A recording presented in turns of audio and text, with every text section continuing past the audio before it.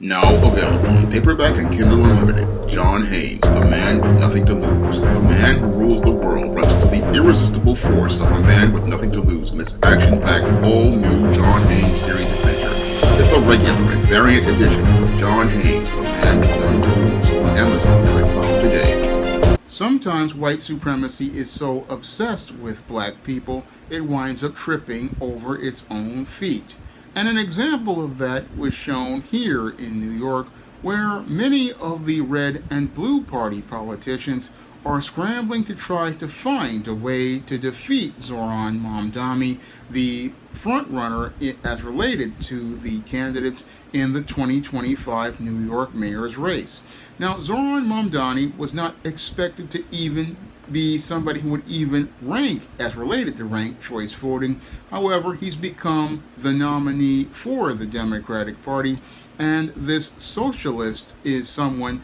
that neither party wants to have as being elected because it derails their long-term plans. Now, those long-term plans were basically derailed because white supremacy's obsession with black people got in the way. Now, after the complete failure of the white male Bill de Blasio administration, these white supremacists basically wanted to go back to their old playbook of finding a black patsy to go out here and run the city for 4 years and take over as related to the failures of a white man and look progressively worse than that white man to get people to go back to a white male being the mayor of New York City. And Eric Adams was chosen to be that nominee by white supremacy to be the black male political patsy who would go out here and appear to be worse than the white male Bill de Blasio as related to the narrative and the outcomes that white supremacy wanted to see regarding black men. And as Eric Adams basically bumbled and stumbled his way through being mayor for 4 years, he did prove the white supremacist point, and he did traumatize most of the residents of New York. And as he traumatized the residents of New York, he basically burned the idea of black male incompetence in their minds, burnt that idea so deeply and ingrained it so deeply for another generation that it led to not only people not thinking about not ever voting for a black man, but also not really thinking about voting for the white man that they wound up putting to try to replace Eric Adams. Now, the Blue Party basically didn't do a good job of grooming its replacement candidate the way it did in 1993 with Rudy Giuliani, who presented an image of competence and an image of leadership when he was running against David Dinkins for a second time. Now, in the 4 years that David Dinkins, the first black mayor, ran New York City, he basically was stuck with a city that was running into the ground from the incompetent policies of Ed Koch. And as he was in this situation of having to deal with 12 years of Ed Koch's failures in his own 4 years, he basically was painted as the picture of incompetence in a city that basically had 2,200 murders one year, 2,100 murders, and was basically overrun by a crack epidemic and corruption all throughout the city that had been there for years. And as David Dinkins was painted as the face of incompetence, the white male Rudy Giuliani, who was a federal prosecutor, was painted in the media as a hero and spun as someone who would clean up the crime in New York. And as he came to run for mayor, he became a savior for many of the people, especially the white and non-black people, who basically were out here upset about the sad state of affairs New York had been for almost 20 plus years. And as related to the narrative of white supremacy, again, they wanted to use the black man to be the face of the failure so that the white man could be seen as a savior. And this worked so well that Giuliani is basically still seen as a hero here in New York for ushering in an era of safety and an improvement of the quality of life here for New Yorkers, even to this day. Now, the same paradigm was something that both parties were planning as related to the situation that had gone out of control due to Bill de Blasio's far-left policies. The whole goal originally was to go get Eric Adams, make him the fall guy, and after making him the fall guy, then bring in a white man to come in and clean up the mess. But sadly, these baby boomers basically did not go out here and groom the proper candidate, and because they didn't have enough candidates here in New York to go out here and have enough of a power presence to run for office, they had to go out here and try to go get Andrew Cuomo, scavenge him up, and clean him off, hoping that this white man would be the one that would be able to be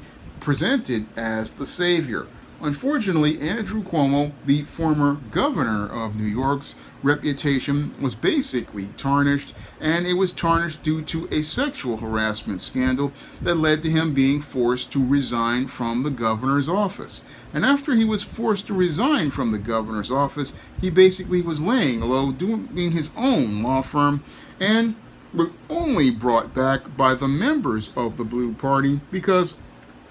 they didn't have enough viable candidates with a strong presence to run for mayor of New York City, because many of these baby boomers, again, they've got an I've got mine, screw you mentality, and because they've got an I've got mine, screw you mentality, they don't think about the next generation. I mean, an example of this was shown to us with Charlie Rangel. Charlie Rangel, again, the late congressman, didn't do a good job of grooming another black candidate to take over his seat, and eventually his seat got taken over by a Dominican, Adriana Espiat. And again, the same issue that took place with Charlie Rangel took place here with the Blue Party as related to candidates. They were so busy trying to get Kathy Hochul into the governor's office in order to push their far-left agenda by saying that they had New York's first white female governor. They couldn't see that they didn't have enough candidates that were viable to run for mayor of New York City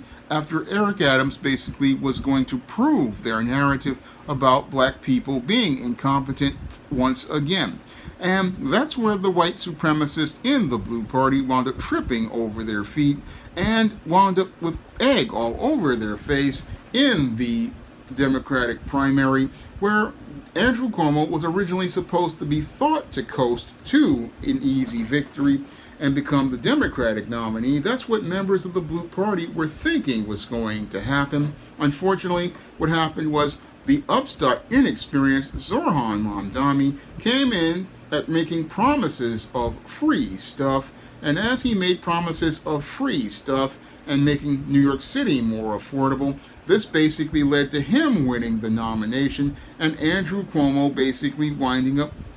coming in second. And with that, the Blue Party and the Red Party, again, because white supremacy is two wings on the same dirty bird, they found themselves in a bit of a pickle because they were expecting Andrew Cuomo to coast because their candidates usually coast here in New York. Unfortunately, Zoron Mandani basically, again, managed to upset the whole situation with the Blue Party, and this is why you see both the Blue and the Red parties both scrambling at this point to try to head off this communist socialist Zoron Mandani. Because if they can't head him off, they basically know that they've lost the plot as related to the direction of the country. The white supremacist knows, hey, I've lost my whole plot because these people are now looking at a socialist, and they're looking at this socialist and his super far left agenda of promising free stuff that's just not possible, and thinking that this guy is an alternative because both parties have not really been connected to the people and have not been connected to meeting the needs of the people. And this is what's got them scrambling to get people out of the race so Andrew Cuomo can win. The whole thing with them is that you have people like, again, the Orange Man, again, looking to offer Eric Adams, again, the reason to leave the office, looking for his campaign, looking to leave his campaign because what they want to do is try to stave off this communist, socialist individual, because this person basically is outside of white supremacy, and again, really for the Blue Party is not somebody they want winning an election, because they've been having problems in the Blue Party with this progressive wing of people like AOC, and they don't want to see that group grow, because that group basically cost them the election in 2024. That group of progressives and their far left crazy ideas basically cost them many white, Hispanic, and Asian votes, because these individuals basically are presenting extreme ideas on the left and want to go out here and do things like go out here and give illegal migrants, again, privilege over residents, also want to go out here and want to spend lots of money on social programs for illegal residents, and also want to go out here and promote illegal activities like prostitution and drug use as normal. Again, these individuals are represented a lot of crazy ideas, and the weirdos and kooks that are a part of that group basically, again, cost Kamala Harris the White House, and the Blue Party, looking at the midterms, doesn't want to wind up losing those seats in the House or losing any more ground in the House. So this Zoron Mandani, if he were to win, is not a victory for the Blue Party, and Hakeem Jeffries and Chuck Schumer, again, representatives of New York, who are basically, again, representing a Blue Party that has gone completely off the rails, and the Red Party, seeing this madness, basically, this is what's got the Orange Man upset, because again, if you wind up losing, if the Red Party and the Blue Party wind up losing, this means they're losing the plot. And again, for the white supremacists, if losing the people means losing power, and that's why they're scrambling right now, trying to head off Zoron Mandani, hoping that they can find a way to get Curtis Sliwa out of the race, hoping they can pull out some sort of victory as related to this situation, because now they know that they have basically lost the people. They've lost the people, and again, that's where white supremacy tripped over its own feet as related to this whole situation, and this situation has basically gotten so out of control. And now that's why you've got members of the Blue and the Red Party scrambling. Again, both parties scrambling, because, again, I'll repeat it once more, they know they have lost the plot as related to the American people, because when you have a group of New Yorkers, really, you drove all the real New Yorkers out over the course of the de Blasio years, by creating policies to, again, fix policies like Section 8, and other programs here in New York, plus the high cost of living. So the only people here in New York are a lot of transplants who really don't understand New York, don't understand the policies. They hear about the crime and they think, oh, the socialists with these crazy ideas may be an alternative to things that is viable, but anybody who's a veteran New Yorker knows that Zoron Mandani is talking a lot of crap that is just not going to be possible. Not going to be possible in any way situation, because again, he talks about raising taxes on the rich, but taxes here in New York are basically done by the state legislature, and any tax that has to go through for the city has to go through the state legislature, and with the state legislature and Kathy Hochul up for re-election, that's not going to happen. Then there's Zoron Mandani's bus plan for free buses. Again, not viable because the MTA is run by the governor, and the governor basically isn't going to sign off on free buses when we have just gotten through congestion pricing and a fare hike where people basically are seeing money come out of their pockets, and the MTA is always crying poorhouse. So this man really, again, shows his inexperience, and he shows his inexperience as someone who doesn't understand how New York works. Yes, he came from Queens, but he came from somewhere else. He's not a veteran of New York, and that's really why he's the wrong person for the job. But because he came out talking about free stuff, many of the transplants here thought, oh, this guy is for real. This guy is the real deal. But real seasoned New Yorkers, again, we lost a lot of them. They went to other places. They went down south. They went to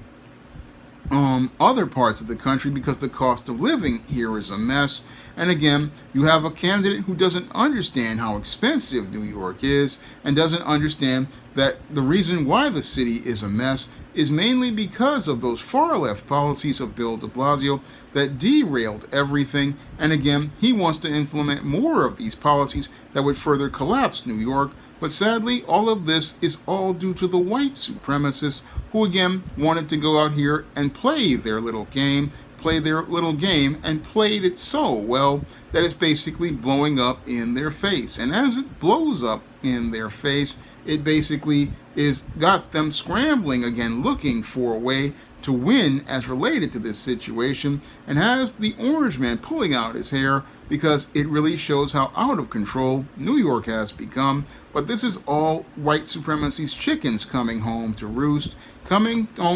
as related to their obsession with black people, because they could have run a better candidate than Eric Adams and basically ran a candidate to try to navigate the mess that Bill de Blasio made. Or they could have just not run Bill de Blasio, a complete incompetent idiot who really showed us all the incompetence of white male leadership. I mean, had you not run this moron, maybe you could have had a city that would be still running. I mean, maybe you should have just ran Brad Landers or Scott Stringer instead of Bill de Blasio, and you would have a functioning city and not the dysfunctional mess of trying to head off a communist and a socialist, a socialist and a dysfunctional individual. I mean, this is a really bad situation for the nation politically, especially the Blue Party, which basically lost the plot under, I would sadly have to say, the black male former president of the Blue Party, who basically pushed and supported many of the kooks and weirdos who basically have made the party, again, a broken party. And sadly, the attempts to try to tape and paste this whole thing back together with guys like Andrew Cuomo and regain the trust in the American people, again, shows a party that's completely fractured and out of touch, just like the Red Party is showing how it's fractured and out of touch, again, as related to its ideals, and how America is going from being a great nation to being one great big mess. Now, if you want to pick up some of my books, you can find them on Amazon.com in paperback and Kindle format. You can also find them at other online booksellers like Draft to Digital, Google Play, Barnes & Noble, and big box retailers like Walmart and Target. And if you want to see me make more videos like this, you can drop a donation to the PayPal or the Cash App by clicking the links in the description box. That's all I have to say for this video. You can comment, rate, and subscribe. Now available in paperback and e-readers, John Haynes' Illuminati,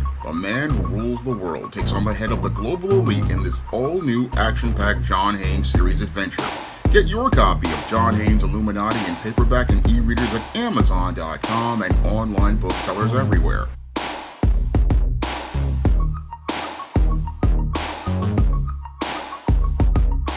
Now available in paperback and e-readers, Isis, Dark Incubus. The goddess next door gets enthralled in a romantic entanglement with an evil incubus in this all-new Isis series adventure. Get your copy of Isis, Dark Incubus in paperback and e-readers today. Now available in paperback and e-readers, Esteem, Horror in the Hamptons. The aspiring angel tries to escape a house of horrors in this action-packed, all-new Esteem series adventure. Get your copy of Esteem, Horror in the Hamptons in paperback and e-readers at online booksellers everywhere. Support Black-owned and Black-operated digital broadcast media. www.niceradionetwork.com. Nice Radio Network, broadcasting 24 hours a day, 7 days a week.